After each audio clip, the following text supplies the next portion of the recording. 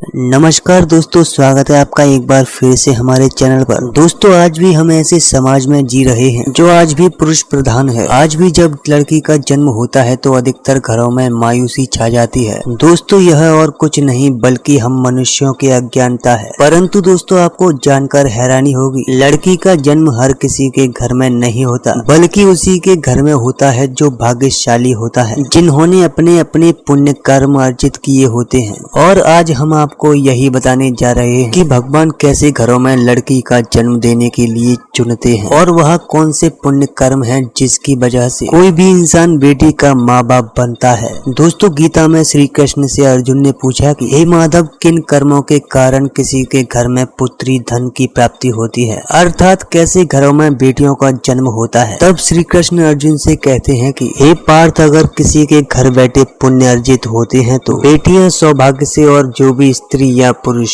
अपने पूर्व जन्म में पुण्य अर्जित किए होते हैं उन्हें ही एक बेटी के माता पिता होने का सौभाग्य प्राप्त होता है। बेटियों के जन्म के लिए उन्हीं घरों को चुना जाता है जो बेटियों का भार सहन कर सके, क्योंकि तीनों लोकों में स्त्री अर्थात बेटियां ही ऐसी होती हैं जिसका भार हर कोई सहन नहीं कर सकता। वह बेटियां ही होती हैं जो इस सृष्टि को निरंतर चलाती हैं, जरूरत पड़ने पर अपना सर्वस्व निछावर कर देती हैं। हे अर्जुन, जिस दिन इस सृष्टि पर बेटियों का जन्म लेना रुक जाएगा तो धीरे धीरे इस सृष्टि का अंत भी हो जाएगा। दोस्तों, भगवान श्री कृष्ण की इन बातों पर गौर किया जाए तो उनका कहा बिल्कुल सही है, क्योंकि अगर बेटियां नहीं होंगी तो किसी का भी वंश आगे नहीं बढ़ सकता। दोस्तों, आपने भी कई लोगों को कहते हुए सुना होगा कि जिस घर में बेटी का जन्म होता है वह घर स्वर्ग के समान होता है, क्योंकि बेटा तो एक कुल को रोशन करता है लेकिन बेटी दो कुल को रोशन करती है। माता पिता के घर वो बेटी के रूप में अपने उत्तरदायित्व का निर्वहन करती है तो ससुराल आकर बहू के रूप में सारे कर्तव्यों का पालन करती है। दोस्तों, आजकल आप सुनते ही हो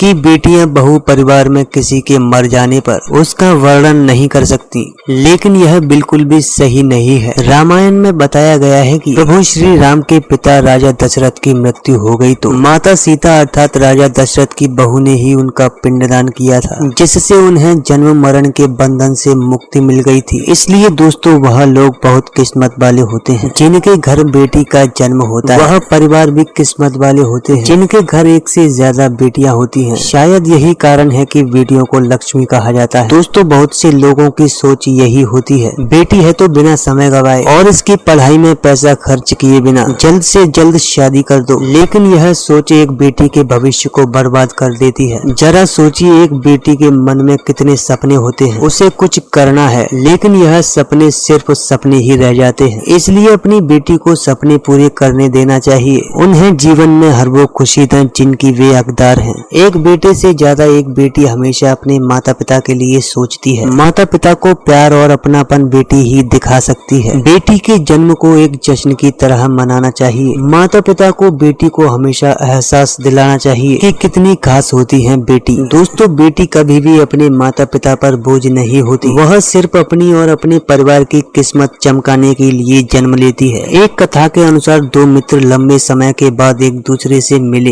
एक दोस्त ने दूसरे दोस्त से उसका हाल पूछा तो जवाब में उसने कहा कि मेरा हाल तो एकदम बढ़िया है, और हो भी क्यों ना, मेरे घर दो बेटे जो हैं। तभी वह अपने दोस्त से पूछता है कि तेरे घर में कितने बच्चे हैं। दोस्त खुशी के साथ बताता है कि मेरे घर में दो बेटियां हैं। उसका दोस्त भगवान का शुक्रिया अदा करता हुआ कहता है कि मैं धन्य हूँ, मेरे घर में बेटियां नहीं है। यह सुनकर बेटी के पिता की आंखों में आंसू आ गए। तभी उसकी बेटी अपने पिता के मित्र से कहती है कि अंकल, भगवान हमेशा भाग्यवान को ही बेटी देते हैं, कभी गरीब को बेटी के रूप में माता लक्ष्मी नहीं देते। भगवान उसी को पुत्री का सुख देते हैं जिसके अंदर उसे पालने का सामर्थ्य होता है, जो गरीब होकर भी अपनी बेटी को पाल सकता है। एक बार स्वामी विवेकानंद वैष्णो देवी की सीढ़ी चढ़ रहे थे। बगल में किसान अपनी बेटी को कंधे पर बैठाकर चढ़ाई कर रहा था। तभी विवेकानंद ने कहा कि बाबा, आपकी बेटी का बोझ आपको लग रहा होगा, इसको मैं उठा लेता हूँ और वैष्णो देवी के दरबार तक ले चलता हूँ। सबके सामने उस बेटी ने विवेकानंद से कहा कि